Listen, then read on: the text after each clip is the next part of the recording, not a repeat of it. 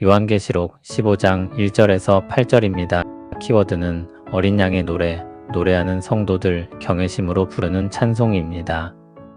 또 하늘에 크고 이상한 다른 이적을 보매 일곱 천사가 일곱 재앙을 가졌으니 곧 마지막 재앙이라 하나님의 진노가 이것으로 마치리로다. 또 내가 보니 불이 섞인 유리 바다 같은 것이 있고 짐승과 그의 우상과 그의 이름의 수를 이기고 벗어난 자들이 유리 바다가에 서서 하나님의 검은 고를 가지고 하나님의 종 모세의 노래, 어린 양의 노래를 불러 이르되 주 하나님 곧 전능하신 이시여 하시는 일이 크고 놀라우시도다. 만국의 왕이시여 주의 길이 의롭고 참되시도다. 주여 누가 주의 이름을 두려워하지 아니하며 영화롭게 하지 아니하오리이다. 오직 주만 거룩하시니이다. 주의 의로우신 일이 나타났음에 만국이 와서 주께 경배하리이다 하더라. 또 이 일 후에 내가 보니 하늘의 증거 장막의 성전이 열리며 일곱 재앙을 가진 일곱 천사가 성전으로부터 나와 맑고 빛난 세마포 옷을 입고 가슴에 금 띠를 띠고 네 생물 중에 하나가 영원토록 살아계신 하나님의 진노를 가득히 담은 금 대접 일곱을 그 일곱 천사들에게 주니 하나님의 영광과 능력으로 말미암아 성전의 연기가 가득 차매 일곱 천사의 일곱 재앙이 마치기까지는 성전에 능히 들어갈 자가 없더라. 아멘. 일곱인 일곱 나팔에서 이어지는 일곱 재앙에 대한 내용입니다. 일곱 가지로 구성된 환상들은 순서적인 묘사가 아니라 하나님의 심판에 대한 다면적인 묘사입니다. 그런데 점점 더 파괴적으로 묘사하면서 심판의 무게를 뒤로 갈수록 더 무겁게 그리고 있습니다. 15장은 서론격인 내용입니다. 요한이 하늘에 크고 이상한 다른 이적을 봅니다. 이적은 하나님 역사를 보여주는 표적을 가리킵니다. 요한이 본 환상은 일곱 천사가 일곱 재앙을 가지고 있는 것입니다. 그 재앙은 하나님의 진노로 행하시는 심판을 뜻합니다. 마지막 재앙이라고 했으니 최종적이고 완전한 심판임을 알 수 있습니다. 또 요한이 보니 불이 섞인 유리 바다 같은 것이 있고 짐승과 그의 우상과 그의 이름의 수를 이기고 벗어난 자들이 유리 바다가에 서서 하나님의 검은 고를 가지고 노래합니다. 이것은 출애굽한 이스라엘의 모습을 상기시키는 환상입니다. 불이 섞인 바다는 하나님의 심판을 상징합니다. 이스라엘이 건넌 홍해가 심판의 도구가 되었던 것처럼 하나님의 심판이 내려질 것을 암시합니다. 또 거기에는 짐승과 그의 우상과 그의 이름의 수를 이기고 벗어난 자들이 있습니다. 14만 4천에 속한 성도들입니다. 그들은 이긴 자들로서 손에 검은 고를 들고 노래합니다. 그들이 하나님의 종 모세의 노래를 부릅니다. 이 노래는 구원받은 백성이 부르는 승리의 노래입니다. 전능하신 하나님께서 행하신 크고 놀라운 구원을 찬양하는 노래입니다. 하나님의 심판은 만국의 왕의 주권으로 시행하는 일이며 참으로 악을 심판하시는 것이므로 의롭고 참된 것입니다. 그런데 이 노래는 어린 양의 노래라고도 불립니다. 어린 양을 통한 구원이 하나님이 승리를 통해 이루시는 구원의 역사이기 때문입니다. 주님이 십자가에서 패배하신 듯 했으나 오히려 그것은 하나님의 계획이었고 십자가를 통해 죄에서 승리하고 구원의 역사를 이루셨습니다. 그 십자가의 역사는 출애굽 그 이상으로 크고 놀라운 구원 역사입니다. 그것을 아는 자마다 하나님의 이름을 두려워하지 않을 수 없고 영화롭게 하지 않을 수 없습니다. 또 오직 주만이 거룩하시나이다.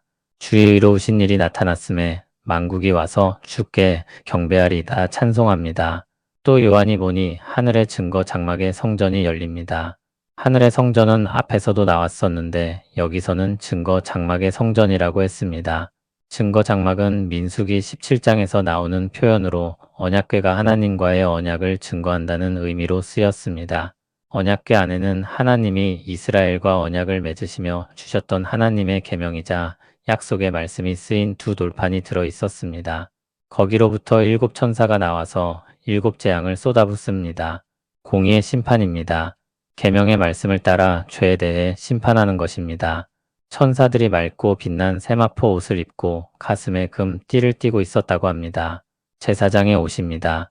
천사들은 영원한 대제사장이신 그리스도께 위임을 받아 심판을 수행합니다. 대리자들입니다.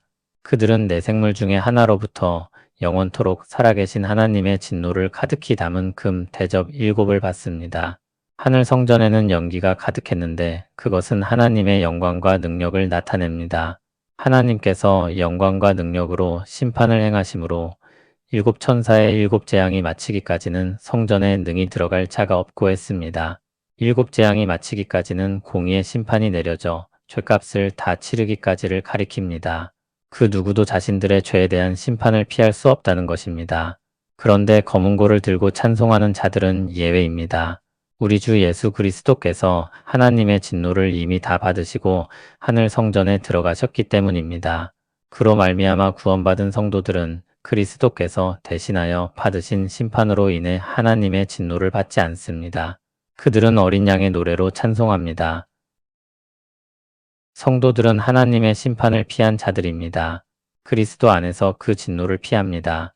그리스도께서 우리가 당할 공의의 심판을 대신 다 받으셨기 때문입니다. 그분이 달리신 십자가로 말미암아 우리가 구원받을 수 있습니다. 하나님의 공의가 실현되면서도 우리가 자비를 입을 수 있는 것입니다.